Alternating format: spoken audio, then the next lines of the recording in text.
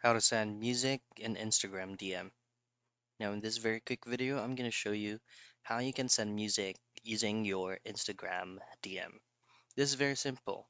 Now, since this is a new feature which Instagram has, the very main thing that you want to have to focus on first before doing the process is make sure that the Instagram application you're using is going to be updated to the latest version.